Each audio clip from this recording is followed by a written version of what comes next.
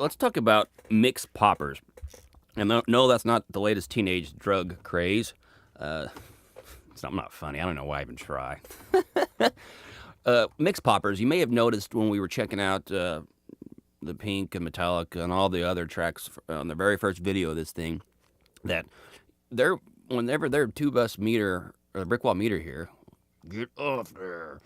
Uh, it would stay pretty consistent. There was nothing about it that like you didn't see. I mean, whenever it went from verse to chorus, it kind of just said, "Okay, we're the chorus. We're staying right here," and then with verse it'd kind of go down or whatever. But you didn't see a tremendous amount of fluctuation like we were in our mix here this entire time. When certain vocal words and phrases come out, the RMS meter flies up and then goes back down. Now, that in itself is not a good clue. Some mixes are just dynamic and they need to have volume fluctuations, and that's okay. We don't have to suck the life out of this thing, and I don't ever recommend that necessarily. However, it is a clue that if 15 big boy tracks, ranging from pop to country to metal, all kind of stay glued together, and ours doesn't, we should at least be a little skeptical of our situation. And equally so, we should be skeptical of our skepticism, big thing I'm into these days, just to make sure we're not crazy. But either way, so anything can work here. However, one thing I noticed was no matter what, the certain vocals, because we have the vocals tripled in the chorus here. We've got the lead vocal center panned. There he is breathing. Just step, Sorry, guys, I didn't mean to kill you. Turn it way down. step out of line. And then we've got the two hard panned. And I haven't tuned those. I debated if I wanted to. And I think on the real mix I ended up tuning them. But for this, I didn't. We don't care. This is about getting loud. The problem is, even though these were compressed, and you can see just by looking, I mean, there's not a lot of dynamics left. I smack them pretty good on the way in a lot of times. And same thing with this backing vocal and that one, the triples. So they're pretty compressed already. However, there are times, for whatever reason, and maybe this little phrase right here, is louder than, these little doodads here. So, I don't know. It's not really a critical why they're getting louder. They just are. And I noticed it's pulling on our two-bus compressor a little bit. I noticed it doesn't sound as good as I want it to. And so, again, this is one of those things where I didn't notice it too much, or at least I had bigger fish to fry at the time. But now that our mix is coming together here and we're pretty loud, I'm now seeing where I don't like that as much. And so let me kind of show what I'm talking about. So let me find my vocal bus here. Bypass Mr. Fix-It. All right, let's make sure we got a loop. Okay, so here we're on the chorus. Here we are on the chorus. Sorry, I know I talked way too damn fast. And let's check out any vocals that just kind of unpleasantly leap out.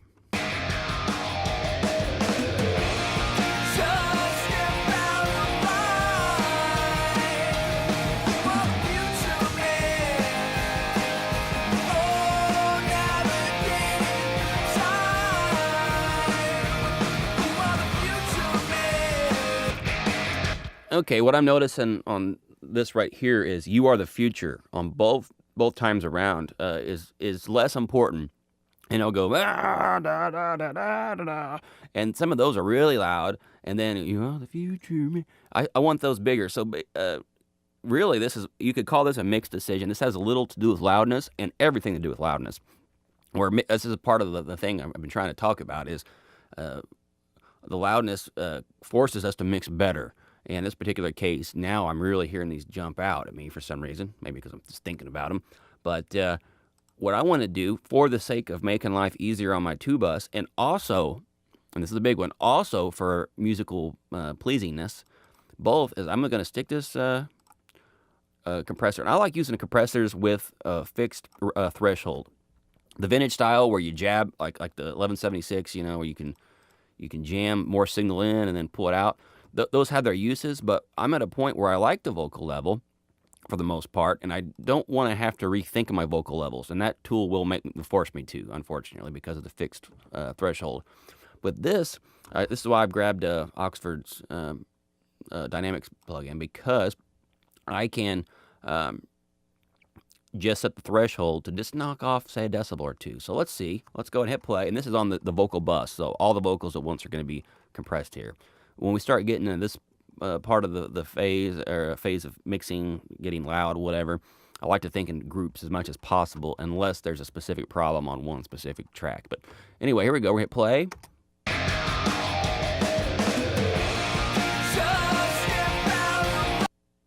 Well, what happened there? Hope that was an accident. Let's see.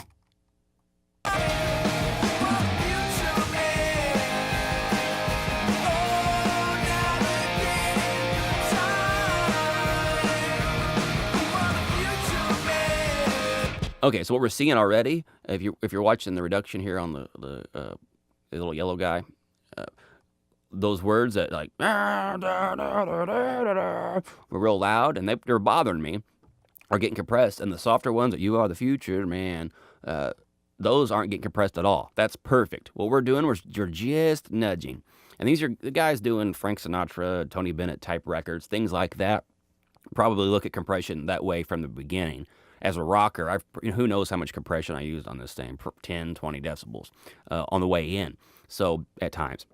So we at this stage in the game, I'm being very subtle. I've changed from being like, screw it, compress it all the way. Now I'm being really light-handed. I only want certain little pieces to get compressed, and other guys can just be left alone. And just so you know my settings, attack of 5 milliseconds, release of 127 milliseconds, ratio 3.5 to 1. So it's kind of just working as your basic soft limiter, nothing too aggressive on any front there. Now what I'm going to do, I'm going to use a little bit of makeup gain to bring out "You Are the Future," man, but not too much, because I don't want the other pieces to get obnoxious. Otherwise, all I've really done is pulled up my soft stuff. What I liked the level overall, kind of, sort of. So let's just see. I'm going to add 1 decibel, 1.2 decibels, and let's see what that does.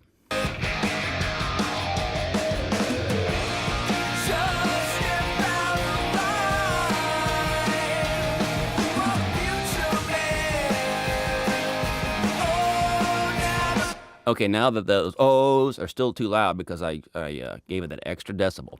And that's another thing about mixing loud like this, is the incremental 1 decibel things, which aren't really a big deal most of the time. I like to think in real broad strokes. And I think that's real common of any mixer who's creative and interesting. I don't know, mixers who sit there and, like worry about 0.3 decibels, that's the most boring thing on earth. However, when we get to this stage of the game where everything is so dense, these things need to start sitting in, like a piston in an engine. We don't have a lot of tolerance, and because things are so tight now, creative decisions become more subtle, and that's a big thing. I'm doing this not really because it sounds like sound quality. I rarely care about that necessarily. I'm looking for musical intensity, and so right now I don't like how they're too loud to me. And I could go in and automate, but this is rock music, and I like the sound of compression better. All right, so we're at basically minus 11. Let's go down to like minus 12-ish, and just attain those a little bit more to account for the fact that we were a little loud here. Let's see.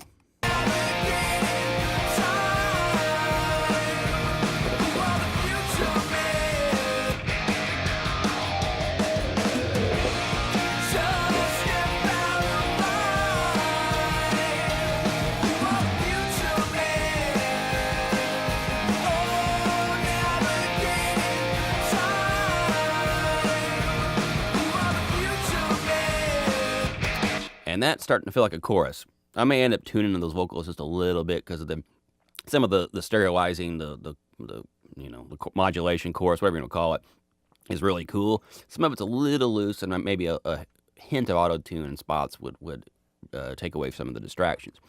But now, because the vocals feel good to me musically within the confines and context of the limiter and everything else we got on this 2-bus, let's look at I don't know if we have a good one to look at here. Let's look at Sonoformer and see if there's anything obvious about that goes wow only when vocals kick in. And I have a feeling we've reduced it tremendously. I got a feeling that maybe 700 hertz and a few other little spots here in the 700 to 2K range were going nuts. And Sonoformer was like, whoa! And now that I've compressed those, I got a feeling that Sonoformer is going to be a lot more like, oh, we're cool. All right, so let's see here.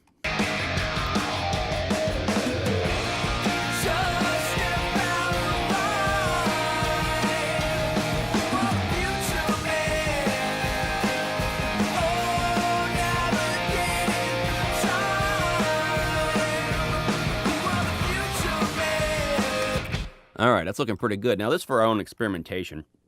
Let's see what happens if I bypass that compressor I just put on there. Yeah, let's see if there's anything different. And then I may just look stupid here. You never know, but here we go.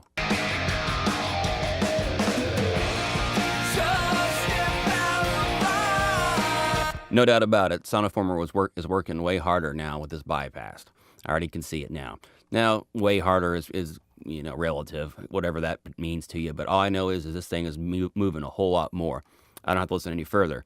So anytime that we can reduce the amount of work our two bus is doing, it's almost always a good thing. And that doesn't really matter if we're doing plug-in or doing like really clean type of processing or really distorted, aggressive stuff. The two bus doesn't necessarily have to be doing anything.